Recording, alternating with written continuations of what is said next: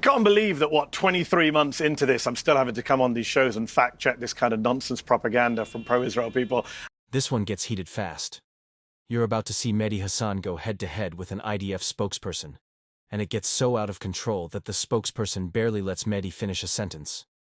Instead of debating, he tries to shout over him, hoping to drown out the facts. But as you'll see, Mehdi holds his ground and doesn't let the spin slide. Before we dive into the full story, comment where you're watching from, and don't forget to like and subscribe so you don't miss the next one. He represents an electorate, democratically elected, but he represents an electorate which is on the extreme sides of Israeli politics. I perhaps shouldn't belittle and call them fringe, but it is an extreme part of Israeli society. But if you look at what other parts, the majority, if you look at what hundreds of thousands of Israelis, left, right, and center, are out demonstrating and saying is, we want our hostages back, we want the war to end, and the moment we get our hostages back, then the war ends. And another very important thing, which of course Mehdi represented very poorly, was that there is no deal for all of the hostages. The current waiting is for Hamas to say, okay, we agree to hand over all of the hostages. Currently, what we have on the table is 10 live hostages and half of the murdered hostages, and that isn't good enough. We don't want Hamas to have any live hostages that they can have, because that means that the war continues, that means that the suffering will continue, and that is not what we want. Okay, Mehdi. I can't believe that, 23 months into this, I'm still having to come on these shows and fact-check this kind of nonsense propaganda from pro-Israel people. As you pointed out, in a position Piers, to fact-check. They are on the record. Orit Strouk. They are on. Yeah, I can actually fact check. Let's give some facts. Bezalel Smotrich has said very clearly the hostages are not the priority. You're not the representative of the settlements fact, minister. Mehdi Hasan. Can I speak without being interrupted? Let him speak, You Jonathan. had a chance. Jonathan, he you was had a quiet. chance for your propaganda. Jonathan, I didn't interrupt he was you. quiet. I will interrupt you for the next 20 minutes. Jonathan, he allowed you to speak without interruption. Let Mehdi do the same. Fine. You can come back in and lie again in a moment. I'll give the facts to the viewers. The finance minister, Bezalel Smotrich, said very clearly that the hostages are not the priority. Ben Gvir has said a similar line. Orit Strouk, the settlements minister, said recently, we have to go into every area, even if the hostages die, even if they're unsafe, we have to do it. They have made that very clear.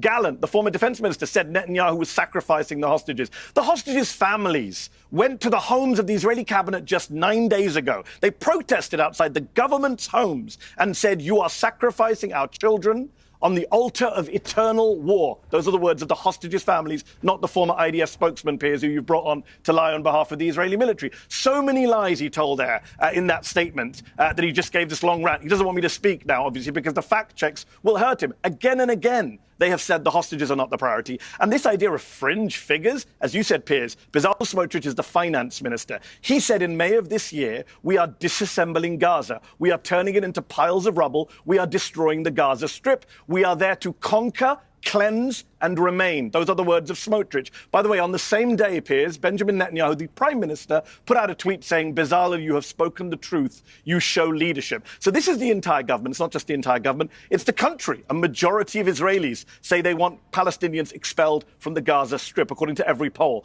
This is not a fringe view. This is the Israeli government.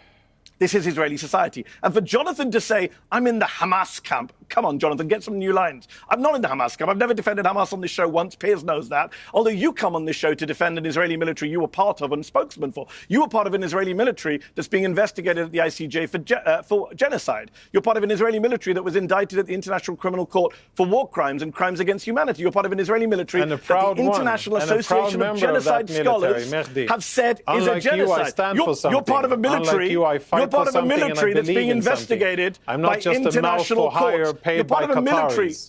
Well, I think, okay, hang on, let me jump in. No, hold on, I'm finishing my point, Piers. Jonathan, let me finish and I'll come to you. You're part of a military that has been investigated for sexual violence and rape against Palestinians. Did that happen on your watch? Did you sign off on what the UN says is sexual and gender-based violence? Let me ask Jonathan a question. Okay, Jonathan. A military that bombed a hospital last week, Jonathan. Okay, your military bombed a hospital. Let me ask Jonathan an IDF question. Bombed a hospital. Let me ask Jonathan. Only a sociopath would defend that. All right, let me ask Jonathan a question. And honestly, this clip proves once again why Mehdi Hasan is in a league of his own. Time after time, he steps into these debates with IDF spokespeople or defenders of Israeli policy, and every single time, the outcome is the same. They arrive armed with talking points and propaganda, but Mehdi comes armed with receipts, with verifiable facts, and with the ability to call out contradictions in real time. That's why he leaves them scrambling. They can't match his precision. They can't counter his citations. And instead of presenting actual evidence, they resort to shouting him down, throwing labels like Hamas sympathizer, or playing the tired card of accusing critics of being anti-Semitic. It's a deflection strategy. Nothing more. And what we saw in this exchange was textbook. The IDF spokesperson wasn't there to debate honestly. He was there to disrupt, to try and rattle Mehdi into losing his composure.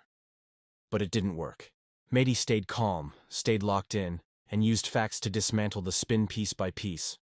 And that's why his opponents always collapse under the weight of their own contradictions. When you don't have the truth on your side, shouting is all you've got. That's the bigger picture here. Defenders of Israel's current actions often fall back on noise because they can't win with substance.